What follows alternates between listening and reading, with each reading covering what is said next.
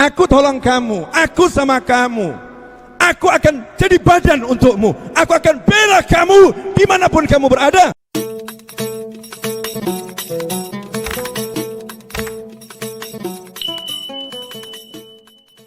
Kalau kamu pengen aku tolong, kalau kamu butuh aku tolong, nggak repot. Siapapun kamu butuh pertolonganku, cukup baca sholawat 10 kali di pagi hari dan sholawat 10 kali di sore hari. I will help you. Aku tolong kamu, aku sama kamu, aku akan jadi badan untukmu, aku akan bela kamu dimanapun kamu berada.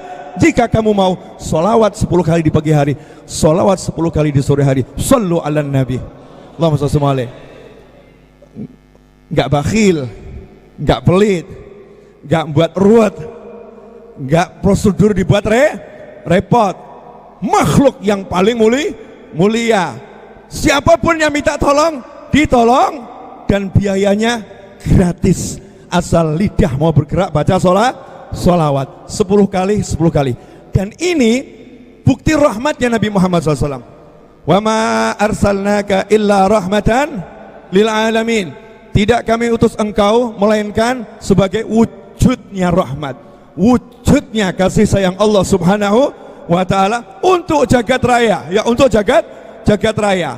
Coba bayangkan, seandainya Rasul SAW mengatakan seperti ini, siapa yang mau dapat syafaat saya, syaratnya dia harus sholat tahajud 2000 rakaat. Saya yang pertama kali mundur, maaf Rasulullah nggak sanggup mundur, walaupun butuh, tapi jujur sanggup satu hari sholat 2000 rakaat. Sayyidina Ali Zainal Abidin 1000 rakaat, Sayyidah Rabi'ah Adawiyah 1000 rakaat. Terus Anda mau gaya, oh saya sanggup 2000 rakaat. Siapa yang mau dapat syafaatku, maka satu hari dia harus menyedekahkan 98% penghasilannya. Mundur atau enggak mundur? Mundur enggak teratur, lari. Ya mundurnya lari. Siapa mau dapat syafaatku, dia harus puasa Daud. Masya Allah, puasa yang paling repot ini. Ya, puasa sepanjang hari 1 bulan penuh itu mudah, tapi puasa Daud itu puasa paling susah. Karena sudah puasa, kemudian berhenti, disuruh puasa lagi. Tapi kalau puasa terus, ya puasa, buka, besoknya puasa lagi, besoknya puasa lagi, besoknya puasa lagi. Menurut ahli puasa itu mudah, tapi puasa Daud susah. Kenapa? Karena udah berhenti, udah nyape, kemudian tiba-tiba disuruh puasa lagi. Itu enggak mudah. Bayangkan kalau mau dapat syafaatnya Nabi Muhammad SAW, maka kita harus puasa Daud. Saya mau nanya, yang lulus berapa orang ini? Wong kita ini ahlul akal, ahli makan, ya, hamba yang suka menikmati yang halal yang enak. Tapi karena Rasulullah SAW ini sangat, beliau sayang sama umatnya, Rasulullah SAW sangat ingin menolong umatnya, maka sebetulnya Rasulullah ngasih syarat itu suatu hal yang sangat mudah dilakukan. Saya mau nanya, pagi hari tadi kita udah ngobrol berapa jam? Ngobrol sama anak, ngobrol sama pasangan hidup, mungkin telepon teman dan lain sebagainya. Pertanyaannya, udah belum sholawat 10 kali? Kalau antum baca wirdul latif, pasti sudah. Karena Habib Abdullah bin Alwi Haddad sudah menyertakan 10 sholawat dalam wirdul latif. Kalau antum baca wirdul latif di sore hari, pasti sore sudah sholawat 10 kali. Karena dalam wirdul latif sudah ada 10 sholawat. Lah ini sederhana, cuman sayangnya kita nggak perhatian, sibuk cari uang, kena masalah pusing. Betul, sibuk kerja, punya masalah pusing. Maka kalau ada Habib sama Kiai pusing, itu aneh. Itu aneh. Kenapa saya katakan aneh? Lawang udah bilang, kamu baca sholawat 10 kali di pagi hari, 10 kali di sore hari, akulah yang bela kamu. Tinggal ngomong pada Nabi Muhammad SAW, ya Rasulullah, duit. Ya Rasulullah, al-fulus. Saya mau nanya, kalau Nabi kita masih hidup, kalau kita nggak punya uang, mau lapor nggak? Ya lapor. Begitu sahabat kalau ada masalah, terbentur, lapornya kepada siapa? Atau membenturkan tembok gitu, jeduk-jedukan kepala? curhat sama orang. Enggak begitu sahabat radhiyallahu ta'ala anhum ajmain. Datang seorang sahabat menghadap Nabi Muhammad sallallahu alaihi wasallam. Ya Rasulullah, anak saya ditawan. Anak saya ditawan. Kamu kirim pasukan, pasukannya balik. Anak saya enggak balik. Anak saya enggak balik. Saya khawatir nasib anak saya. Apakah Nabi Muhammad SAW kemudian mengatakan, jangan khawatir, kita akan kerahkan pasukan lebih besar, kita akan hajar musuh, kita akan bantai mereka. Apakah seperti itu? Enggak. Kenapa? Karena yang seperti itu mengorbankan banyak nyawa demi satu orang. Rasul enggak seperti itu SAW. Beliau adalah yang selalu menjaga nyawa manusia. Rasul katakan, pulanglah, ucapkan la haula wala quwata illa billah. Ini contoh sahabat yang ngeluh tentang kondisi dirinya. Pulang, ngomong sama istrinya. Istrinya nanya, bagaimana ucapan Nabi Muhammad SAW? Kata Rasulullah, suruh baca la haula wala quwata illa billah. Apa kata istrinya? Ini petunjuk yang paling bagus. Kenapa? Enggak repot. Ya enggak repot. Enggak suruh sholat, enggak disuruh berangkat kamu jihad, jemput anakmu, enggak, duduk saja baca la haula wala quwata illa billah. Tapi ini sahabat dan sahabiyah nurut sama Nabi Muhammad sallallahu alaihi wasallam. Duduk tuh malam itu sampai subuh. La haula wala quwata illa billah. La haula wala quwata illa billah. La haula wala quwata illa billah. Adzan subuh, ada yang ngetuk pintu rumahnya. Dibuka, anaknya datang. Anaknya datang membawa rampasan perang banyak. Karena anaknya diikat, kemudian ikatannya bisa lepas, lari naik kuda. Dalam satu riwayat, semua kudanya orang-orang kafir itu ikut sama dia. Di riwayat yang lain, kambing-kambing yang digembalakan ikut sama dia. Sampai akhirnya ngomong sama bapaknya, ini loh, sekarang aku pulang bawa kekayaan semacam ini. Bapaknya yang bingung, ini halal atau haram? Ya, halal atau haram. Berangkat subuh, jadi ba'dal isya ketemu Nabi SAW. Subuh masalah selesai. Ya Rasulullah, ini anak udah balik, cuman ada masalah baru. Masya Allah, masalah loh ini. Coba kalau kita, wah ghanimah nih, Masya Allah, ini rampasan yang luar biasa. Sahabat takut kalau ini haram. Maka Rasul kemudian turun, wa may yattaqillaha yaj'al lahu makhraja wa yarzuqhu min haitsu la yahtasib. Nah ini loh, kalau Nabi hidup SAW, kita akan sampaikan pada Rasulullah SAW, dan Rasulullah akan bela. Cara belanya Nabi ya sesuai dengan caranya Allah Subhanahu wa ta'ala. Jadi dengan sholawat kita dapat syafaat. Tapi artinya syafaat itu adalah Rasulullah SAW yang berdiri di depan kita, Rasulullah yang bereskan semuanya. Itu artinya syafaat. Lah pengen gak dapat yang semacam itu? Pengen, dan ternyata disuruhnya sholawat, bukan yang lain. Qala Allah Ta'ala, innallaha wa malaikatahu yusalluna 'alan nabi ya ayyuhalladzina amanu sallu 'alaihi wa sallimu taslima. Allahumma shalli wa sallim wa barik alaihi wa ala alihi washabbihi. Di ayat tersebut jelas Allah perintahkan semua yang beriman, ya ayyuhalladzina amanu. Makanya ulama mengatakan min alamatin nifaq, salah satu ciri-ciri kemunafikan adalah qillatus shalah ala Nabi SAW, sedikit bersolawat pada Nabi Muhammad SAW. Jadi kalau antum mau ngukur antum munafik atau tidak, saya mau ngukur saya munafik atau tidak, cek saja satu hari sholawatnya berapa kali. Kalau satu hari sholawatnya sedikit, berlakulah wahyunya Allah Ta'ala tentang orang munafik, la yadhkurunallaha illa qalila. Orang-orang munafik itu berzikir, tapi zikirnya hanya sedikit. Apalagi ini diperintahkan sama Allah Ta'ala untuk sallu alaihi wasallimu taslima. Makna ayat itu adalah sholawatlah sebagus mungkin, salamlah sebagus mungkin, dan sebanyak mungkin.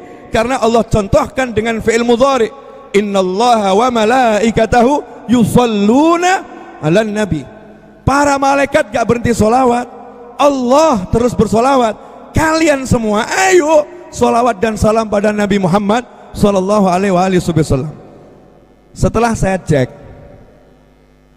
sangat jarang orang tua sekarang yang nanya sama anaknya, udah sholawat pagi belum? Yang ada, udah sarapan belum? Udah sholawat sore belum? Yang ada, udah makan siang belum? Udah mandi belum? Udah mandi belum? Udah gosok gigi belum? Tapi udah sholawat belum? Tanda tanya. Gak usah jawab. Insya Allah jawabannya sama kok.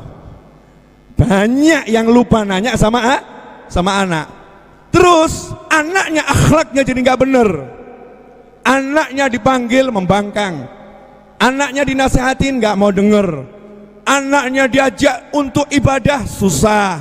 Orang tuanya protes, menyalahkan sekolah, menyalahkan pergaulan, menyalahkan televisi, menyalahkan handphone, menyalahkan A sampai Z. Semua itu adalah di luar diri. Di luar diri. Masalahnya bukan yang di luar, masalahnya yang di dalam. Masalahnya di dalam. Karena nur yang di dalam nggak memancar, maka nggak bisa melihat yang benar, yang kelihatan yang salah. Makanya nasihat sebanyak apapun nggak akan menjadi suatu amal yang dilaksanakan oleh anak. Kenapa seperti itu? Karena dalam sebuah hadis Rasul menyatakan SAW, inna akrabakum mini yaumal qiyamati ahasinakum akhlaqan, atau kama qala SAW. Bil makna seperti itu. Nanti di hari kiamat yang paling dekat denganku adalah yang paling mulia akhlaknya, yang paling bagus akhlaknya. Itu nanti yang paling dekat denganku. Di riwayat lain Rasul juga bersabda SAW, sesungguhnya yang paling dekat denganku di antara kalian semua adalah yang paling banyak sholawat. Dari hadis ini, maka seseorang yang pengen akhlaknya itu mulia adalah dengan banyak sholawat pada Nabi Muhammad SAW. Banyak sholawat akan membuat akhlak menjadi mulia. Kenapa? Karena janji Nabi nggak mungkin keliru SAW. Yang paling dekat denganku yang banyak sholawat, yang paling dekat-dekatku yang akhlaknya mulia. Sehingga kalau ada orang yang akhlaknya belum mulia, dia banyak sholawat, gimana ini bisa dekat dengan Nabi Muhammad SAW? Wong akhlaknya belum mulia, tapi dia banyak sholawat. Ini kan seperti bertentangan ya dengan sabda Nabi Muhammad SAW. Jangan mengatakan seperti itu, belum selesai proses. Banyak sholawat tadi akan menjadikan hatinya bercahaya, sehingga cahaya sholawat itu akan memancar ke penglihatannya, memancar ke pendengarannya, memancar ke tangannya, memancar ke kakinya, sehingga lambat laun matanya berubah, yang tadinya melihat yang haram berubah jadi suka melihat yang halal. Kakinya yang tadinya mudah bergerak ke tempat yang haram, tiba-tiba nggak mau diajak ke tempat yang haram, pindah ke tempat yang halal dan dianjurkan. Sekujur tubuhnya akan dirubah oleh Allah Subhanahu wa ta'ala dengan cahaya sholawat. Bagaimana bisa? Karena Allah telah mengatakan, dan ini membuat senang Nabi Muhammad SAW. Suatu hari Rasulullah SAW keluar dengan wajah berseri-seri yang membuat sahabat menjadi terheran-heran. Gak pernah melihat Nabi SAW bahagianya seperti itu. Maka sahabat nanya, wahai Rasulullah, wajahmu tampak berbahagia, ada apa ini? Kalau kita lihat wajah orang sumringah, pasti kita nanya, manten anyar ya, baru nikah ya, penasaran tuh ada apa? Dapat door prize ya, ada kasih hadiah besar ya. Sahabat juga penasaran, apa yang membuat bahagia Nabi Muhammad SAW? Maka Rasul mengatakan, baru saja malaikat Jibril AS mendatangiku dan mengatakan, Allah menitipkan pesan kepadamu, salam kepadamu, siapapun dari umatmu yang mengucapkan satu sholawat untukmu, aku bersolawat kepadanya 10 kali. Aku bersolawat kepadanya 10 kali. Kalimat ini seringkali tidak kita pahami. Oh, dapat 10 sholawatnya Allah, dapat 10 sholawatnya Allah. Feelnya apa? 10 sholawatnya Allah, rasanya apa itu?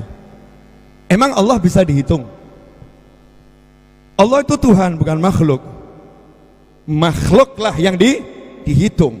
10 dari Allah artinya apa? Allah ingin menunjukkan sangat mubalaghah. Karena satu, kalau Allah bilang sekali aku bersolawat kepadanya, selesai, berarti selama-lamanya, abadi. Dan kalau Allah bilang aku bersolawat kepadanya, berarti Allah ngampunin dia, Allah rahmatin dia, Allah angkat derajatnya, Allah bimbing dia, Allah perintahkan makhluknya Allah yang mulia malaikat untuk mengitarinya, alam disuruh membantunya. Itu artinya sholawatnya Allah Subhanahu wa ta'ala. Sehingga ketika ada al-asi, orang yang ahli maksiat, dia rajin sholawat, maka Allah yang membereskannya. Allah akan merubahnya menjadi ahli taat, karena janji Allah, siapa banyak sholawat akan dekat dengan Nabi Muhammad SAW. Kalau dia tidak layak, maka Allah yang melayakkannya, Allah yang melayakkannya, Allah yang memampukannya. Dan ceklah coba keluarga kita masing-masing, istri, suami, anak, pembantu, karyawan, coba dicek. Kalau kinerjanya nggak baik, tanya saja, satu hari kamu sholawat berapa kali? Maka antum akan menemukan jawaban yang menakjubkan. Sholawat? Apa itu sholawat? Menakjubkan. Anak kita suruh sholawat, kadang, ya Allah, banyak banget. Banyak banget, bah. Ya, banyak, bah, banget. Istri suruh sholawat, mungkin nanti dulu. Suami suruh sholawat, ojo sok pinter, jangan ngajarin. Ya, ini mari yuk kita budayakan. Duduk bersama keluarga, tanya dulu. Waktu duduk tadi itu loh, udah sholawat belum? Kenapa? Karena kalau kita duduk nggak sholawat, Allahnya marah. Allahnya marah. Shallu ala nabi. Allahumma shalli alaihi. Kenapa Allah marah? Dalam hadis disebutkan, siapa yang duduk dalam duduknya tidak berzikir kepada Allah dan tidak bersolawat kepada Nabi Muhammad SAW, kemudian dia bangun meninggalkan tempat duduknya, maka kalau Allah mau azabahu, Allah akan menyiksanya. Ancaman keras itu. Allah akan menyiksanya. Kalau Allah berkenan, Allah mengampuninya. Artinya di antara dua hal, disiksa atau diampuni. Ngeri, cuman gara-gara tidak baca solawat, gara-gara nggak baca solawat. Di hadis yang lain, siapa yang berdiri meninggalkan tempat duduknya, dimanapun dia duduk, tidak bersolawat pada Nabi Muhammad SAW, maka dia berdiri dengan aroma yang lebih busuk daripada aroma bangkai. Ngeri atau nggak ngeri? Ngeri. Nah, coba sekarang kalau duduk sama anak nanya, udah sholawat belum? Jadikan tren gitu loh.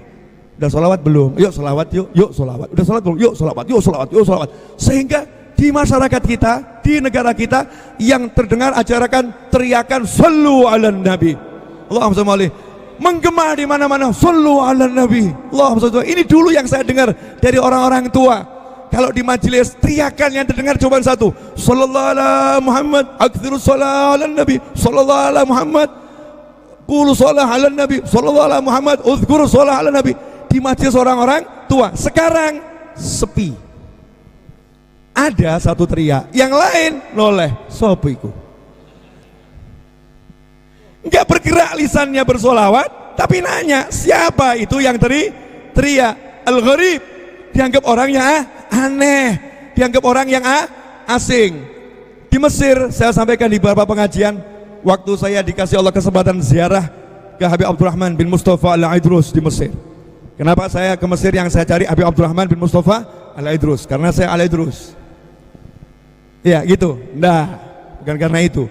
Karena Habib Abdurrahman bin Mustafa Al-Idrus itu pernah mengamalkan kitab Bidayatul Hidayah di Madinah Al-Munawwarah, kemudian ditemui langsung oleh Nabi Muhammad SAW. Ini sudah wafat Rasulullah, sudah lebih dari 1000 tahun, tapi ditemui langsung oleh Nabi Muhammad SAW. Ada orang yang nanya, Beb, orang udah meninggal kok bisa nemuin yang hidup, dalilnya mana? Ya Allah, sekadang koplak kepala saya. Zaman segini nanya dalil yang begitu-begitu. Nah, emangnya nggak pernah ikut pengajian Isra Mi'raj ya? Isra Mi'raj Nabi Muhammad SAW itu Rasulullah itu ketemu enggak sama semua arwah anbiya wal mursalin? Bukan cuma ketemu, sholat berjamaah. Sholat berjamaah. Terus kamu kira habis sholat buyar gitu ya? Datang langsung sholat? Ya ngobrol-ngobrol dulu, gimana kabarnya? Ya Allah, kangen ini yang saya tunggu-tunggu. Ya ngobrol, ditahan-tahan, jangan ke atas dulu, jangan ke langit dulu, ngobrol, dirindukan. Makanya ada obrolan khusus di langit pertama, ada obrolan khusus di langit kedua. Kenapa? Untuk orang-orang khusus ada VVIP. Ya kalau di Masjidil Aqsa ini tuh umum anbiya wal mursalin, tapi di langit pertama VVIP, terus sampai langit yang ketujuh. Begitulah Nabi kita Muhammad sallallahu alaihi wasallam. La ikhwani rahimakumullah, sederhana sebetulnya kalau ini kita amalkan, hasilnya menakjubkan. Kenapa topik ini yang Allah angkat untuk disampaikan pada pagi hari ini? Biar bisa diamalkan.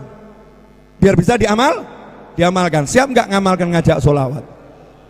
Amalkan ya. Karena benefitnya terlampau banyak. Ya, benefitnya terlampau banyak. Bukan A sampai Z, A unlimited. Banyak sekali pengalaman tentang orang-orang yang bersolawat. Contoh, kitab Dalailul Khairat. Ya, Syekh Jazuli itu dulunya nggak ngarang Dalailul Khairat. Dulunya bukan ahli solawat, faqih, ahli hukum, ahli tafsir, ulama, faqih, orang yang menguasai banyak ilmu. Ibadahnya top, tapi solawatnya biasa saja. Bukan sedikit, tapi biasa saja. Sementara dalam hadis ini perlu dicamkan, saya ketika mendengar hadis ini kaget ya, sangat kaget. Indahnya bahasa Nabi Muhammad SAW ketika mau nempeleng seseorang. Mau nempeleng itu, tapi bahasanya indah. Seperti Rasul bersabda, setiap umatku masuk surga kecuali yang tidak mau. Rasulullah nggak pernah mau ngomong umatnya masuk neraka. Seluruh umatku masuk surga kecuali yang tidak mau. Yang taat sama aku masuk surga, yang tidak taat tidak mau masuk surga. Halus, tapi ini kan tempelengan ya, jelek gitu ya, nonjok dalam, cuman cara kalimatnya halus. Termasuk yang satu ini, hadis riwayat Ibnu Majah, nanti coba dicek kalau saya nggak salah kutip ya. Man nasyas salata alaiha khati'at tariqal jannah, oh kama qala sallallahu. Saya waktu baca hadis ini kaget saya. Siapa yang nasia itu artinya kan lupa ya, lupa. Cuman kalau kita baca di syarah, artinya nasia dalam hadis ini melupakan, melalaikan, mengabaikan, malas sedikit, gak banyak. Siapa yang malas solawat, siapa yang sedikit solawat, siapa yang mengabaikan solawat kepadaku, ini yang ngomong Nabi Muhammad SAW, maka jalannya ke surga nyasar. Khoti'ah, jalannya ke surga nyasar. Saya mau ke masjid ini, dari Solo mau ke masjid ini, kalau kesasar nyampe enggak? Niatnya udah bener, saya mau ke masjid Nur Syamsiah, bener niatnya, perjalanannya udah bener, dari Solo lewat jalan tol, udah masuk Surabaya, udah masuk Ampel, tapi kesasar Suramadu. Nyampainya mana? Madura atau Nur Syamsiah? Madura. Jalannya udah bener loh, udah bener. Artinya apa? Ini yang diajak bicara oleh Nabi Muhammad SAW adalah ahlul amal. Orang-orang yang ahli amal, orang-orang yang tujuannya adalah jannah, orang-orang yang cari surga. Diingatkan sama Nabi Muhammad SAW, kalau kamu ahli amal, kamu ahli tahajud, ahli sedekah, ahli zikir, kamu ahli baca Al-Quran, hati-hati loh, kalau kamu melalaikan sholawat kepadaku, kesasar loh kamu, kesasar loh kamu, hati-hati. Jangan saya satu hari khatam Al-Quran 50 kali, sholawat gak penting, sholawat gak penting. Di hatinya ada perasaan semacam itu, nyasar. Kenapa nyasar? Kalimat itu di hatinya bukti kesasarnya. I'jabu nafsi, dia merasa berbangga diri dengan amalnya, berbangga diri dengan pendapatnya, ada kesombongan dalam hatinya. Oh, saya ahli masjid, tak pernah ninggalkan 5 waktu jamaah di masjid, dan imamnya belum datang, saya udah di masjid. Masya Allah, bagus atau enggak bagus? Bagus, tapi ada tambahannya, enggak seperti dia. Enggak seperti dia. Namanya apa ini? Sombong. Nah, penyakit sombong, riya, ujub, sum'ah, hikid, dengki, ini semua muncul karena sedikit sholawat. Allahumma sholli alaihi. Karena sedikit sholawat. Kalau seseorang banyak sholawat, maka sholawatnya ini akan menggosok hatinya, sehingga sholatnya gak akan kena sombong, sodakohnya gak akan kena sombong, pergaulannya gak akan kena iri dan dengki, hatinya jadi bersih, sehingga jalannya ke surga gak nyasar, tapi tambahkan kenceng, cepat sekali dia sampai ke surganya Allah Subhanahu wa ta'ala. Jelas semuanya? Jadi suruh ngapain? sholawat. Banyak atau dikit? Banyak. Nah, cuman harus dihitung. Karena Allah suka yang istiqomah. Nah, Syekh Jazuli rahimahullah ulama besar. Suatu hari di tengah padang Sahara mau wudhu, ada sumur, ada air, tapi nggak ada timbonya. Masalah nggak ini? Masa mau nyebur gitu ya? Airnya di bawah, timba nggak ada. Kalau tayamum nggak boleh. Kenapa nggak boleh tayamum? Ada air. Jadi harus cari dulu timbanya. Baru mau cari timba, lihat ada anak perempuan kecil, umur 5, 6, 7 tahun, kecil. Ya, anak kecil. Nanya sama bapak-bapak tadi, Syekh Jazuli tadi. Kenapa Pak? Cari timba. Buat apa timba? Ambil air. Nah, orang dulu kenapa timbanya diambil? Karena takut airnya diambil sama orang asing banyak, takut air sumurnya itu kering gitu ya. Jadi timbanya disembunyikan. Yang punya sumur tuh akal-akalannya begitu. Anak kecil tadi ngomong, Bapak butuh air dari sini. Iya.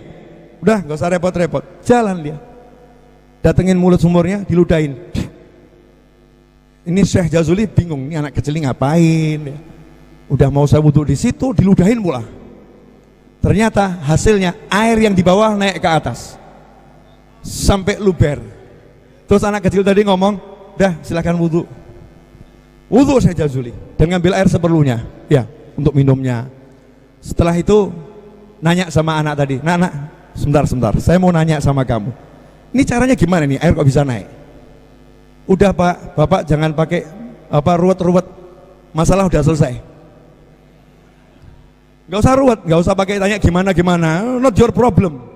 Yang penting masalahmu udah selesai, airnya udah naik, kamu bisa wudhu. Oh enggak, masalah udah selesai. Cuman saya pengen tahu ini caranya gimana.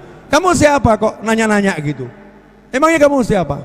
Saya Syekh Jazuli. Kamu Syekh Jazuli yang ma'ruf terkenal alim soleh itu ya? Gini aja nggak bisa. Kasihan deh lu. Anak kecil, miskin. Gini aja nggak bisa. Kamu alim soleh, gini aja nggak bisa. Syekh Jazuli seperti ditempeleng tuh. Iya, saya nggak bisa. Ini kalau bukan kamu saya nggak buka rahasia. Anak kecil ini masya Allah ya, zakiyah, perempuan, tajam lidahnya nih. Kalau bukan kamu, karena kamu orang baik, orang soleh, suka dakwah, maka saya bantu. Saya tidak pernah melangkahkan kaki kecuali dengan bersolawat pada Nabi Muhammad SAW. Saya tidak pernah duduk kecuali selalu bersolawat pada Nabi Muhammad SAW. Lidah saya nggak pernah berhenti solawat. Tadi saya bilang sama Allah, ya Allah, berkat solawatku ini tolong naikkan air agar saudaraku bisa berwudu. Saya Jazuli gitu, akhirnya sumpah. Mulai dari sini saya akan susun buku semua kumpulan tentang solawat. Manasya solata alaiya khati'a tariqal jannah.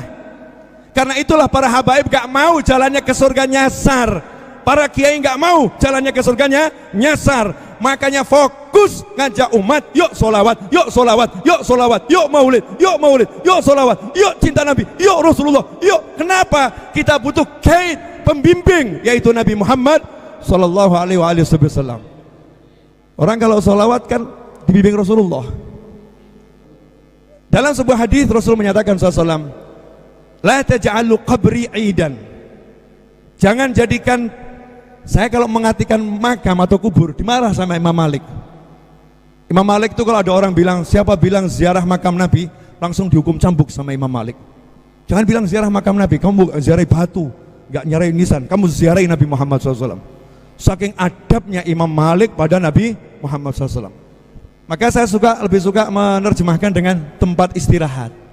Ya, tempat istirahat. Jangan kalian jadikan tempat peristirahatanku ini, kubri, tempat peristirahatanku, sebagai aidan. Ahli hadis diantara mengartikan idan, waktu yang hanya datangnya setahun sekali. Artinya jangan kalian jadikan kunjungan kalian ke tempat kubur istirahat ini, kubur ini, makam ini setahun sekali. Lama sekali itu ziarah Nabi kok setahun sekali. Nah, makanya hari ini kita lihat di Madinah Al-Munawwarah, hadis ini berjalan. Madinah Al-Munawwarah itu orang ziarah Nabi enggak setahun sekali, betul ya? Tiap detik orang ziarah Nabi Muhammad Sallallahu Alaihi Wasallam, tiap detik ada orang ziarah. Cuman antum beda nasib. Betul ya? Kita beda nasib, nggak bisa tiap hari, nggak di Medina. Ada di Indonesia, butuh visa, butuh biaya dan lain sebagainya. Jangan berkecil hati, karena hadisnya nggak berhenti di situ. Hadisnya nggak berhenti di situ. Lanjutan dari hadis tersebut jangan dipotong. Kalimat lanjutannya, sallu alayya, bersolawatlah kepadaku, fa inna salatakum tablughni haitsu kuntum, kama qala sallallahu. Karena sesungguhnya haitsu kuntum, dimanapun kalian berada, di Surabaya, di Solo, Semarang, Jakarta, Bandung, Jawa Tengah, Jawa Timur, Jawa Barat, Madura, Sulawesi, Kalimantan, dimanapun kalian berada, sholawat kalian akan sampai menghampiriku. Sampai menghampiriku. Sallu ala nabi, Allahumma sholli. Sekarang ini sholawat kita nyampe. Nah, artinya apa? Kalau jasad nggak bisa, maka ruhnya harus nyampe. Karena itulah Imam Ahmad Ar-Rifai, beliau ketika ziarah pada Nabi Muhammad SAW mengatakan, fi halatil bu'di ruhi kuntu ursiluha. Dulu waktu jauh, saya kirim ruh saya ke sini wahai Nabi Muhammad SAW dengan sholawat. Wa hadhihi daulatul asbaqat hadarat. Sekarang saya udah hadir di sini nih, lengkap ruh sama jasad. Famdud yaminak kaituhdhu biha syafati. Tolong ulurkan lengan tanganmu agar bibirku mendapatkan kemuliaan untuk mengecupnya. Nah, di situ di riwayat ya, karomahnya ulama, karomahnya para wali dan mukjizat Nabi Muhammad SAW. Ulama tersebut akhirnya melihat tangan Nabi Muhammad SAW dan mengecupnya. Ya, dan mengecupnya dan disaksikan oleh banyak orang yang terangkat bisa melihat karena keberkahannya. Ada yang nanya, dalil, kok bisa orang biasa melihat tangan Nabi Muhammad SAW? Ya, padahal kalau orang wali saya percaya, tapi orang biasa kok bisa lihat. Ketika Nabi kita Muhammad SAW lahir, Riza sudah siapkan. Saya nggak nyangka masih bisa membacakan ini. Waqad warada an Abdurrahman bin Auf an Ummi Syaffa'i radhiyallahu anhuma qalat lamma waladat Aminatu radhiyallahu anha Rasulullah sallallahu alaihi wasallam waqa'a ala yadayya fastahalla fasami'tu qailan yaqulu rahimakallahu wa rahimaka rabbuk qalat asy-syaffa'u fa'adha'a lahu ma bainal masyriqi wal maghrib hatta nadartu ila ba'di kusurir rum. Singkatnya nanti kan dibaca itu fasal wahina. Nah, ketika Sayyidah Syaffa ini ibunya Sayyidina Abdurrahman bin Auf radhiyallahu taala anhuma. Sayyidina Abdurrahman bin Auf adalah sahabat yang dikenal, didoakan oleh Nabi Muhammad SAW kalau beli apapun berkah. Ya, beli apapun berkah. Ibunya yang menerima langsung kelahiran Nabi Muhammad SAW. Jadi ibunya yang namanya Syaffa, ketika Rasulullah itu lahir, yang menerima adalah Sayyidah Syaffa, diterima. Kata Sayyidah Syaffa, tubuh Rasul ini memancarkan cahaya sehingga aku bisa melihat istana-istana Romawi di depan mataku. Tembok itu temboknya jadi hilang, kena cahaya Nabi Muhammad SAW. Istana Romawi yang jauh tiba-tiba ada di depan matanya Syaffa, kelihatan. Bahkan masyriq ilal maghrib, ya, dari timur sampai ke barat, bumi ini seisinya dilihat oleh Syaffa. Dan Syaffa saat itu belum mendapatkan seruan Islam, karena Islam baru ada, dijaharkan, disiarkan Rasulullah umur 40 tahun. Manusia biasa mendapatkan nurnya Nabi Muhammad SAW, bisa melihat bumi dan seisinya di depan mata secara langsung, tanpa bergerak, tanpa meninggalkan tempatnya. Maka itu barokah. Kadang kita di satu majelis, kalau ada satu wali di situ, hati kita jadi berubah. Kok saya jadi pahaman saya, jadi mudengan ya. Urusan kok jadi gampang. Kenapa? Jangan pede dulu. Ada orang soleh di situ. Keangkat hati kita, keangkat. Nah, ikhwani rahimakumullah. Sholawat ini kalau kita baca nyampe. Makanya baca sholawat sama rasa mau kirim itu loh ya. Seperti kalau kita kirim pesan WhatsApp loh. Kadang kita keterlaluan. Kirim pesan WhatsApp saja kita yakin nyampe kok. Sudah share, nyampe ini ke fulan, sampai PD, pesanku udah diterima. Lah begitu pada Nabi Muhammad SAW. Allahumma sholli wa sallim, nyampe ke Rasulullah SAW. Yuk senang toh ya. Kenapa senang? Karena langsung dibalas, dibalas oleh Nabi Muhammad Sallallahu Alaihi Wasallam. Balasannya langsung. Kalau handphone WhatsApp bisnis itu bisa kita setting, kalau ada orang kirim WhatsApp langsung dibalas. Selamat datang, Anda telah menghubungi saya bla bla bla bla bla dan seterusnya. Nabi kita Muhammad SAW, begitu kita sholawat, Allah sudah siapkan sistem, ada malaikat khusus yang punya database nama seluruh makhluk Allah, ins wal jin, sampai hari kiamat. Namanya lengkap, anaknya siapa ada di situ, sehingga kalau ada yang sholawat langsung database ini memunculkan, malaikat membacakan, ya Rasulullah, fulan bin fulan sholawat dan salam kepadamu. Maka Rasul menyatakan dia dan untuknya juga dariku. Disinilah ulama mengatakan akhiran, siapa yang bersolawat kepada Nabi Muhammad SAW, maka dia adalah anak yang sedang berbakti kepada kedua orang tuanya. Birrul walidain. Jadi niatkan kalau solawat birrul walidain. Apa kaitannya birrul walidain dengan solawat? Karena begitu kita solawat, nama ayah dan ibu kita disebutkan oleh malaikat, dilaporkan pada Nabi Muhammad SAW, dibanggakan, ini anaknya fulan dan fulana, ini anaknya fulan dan fulana. Betapa bahagianya Rasulullah mengetahui, oh ini anaknya fulan dan fulana, sehingga anaknya dikenal oleh Nabi Muhammad SAW, orang tuanya dikenal oleh Nabi Muhammad SAW, sehingga keluarga itu kalau sudah waktunya akan didatangi oleh Nabi Muhammad SAW. Jazakumullah khairan, hakadha alfu minkum. Wassallallahu ala sayyidina Muhammadin wa alihi wasallam, walhamdulillahi rabbil alamin.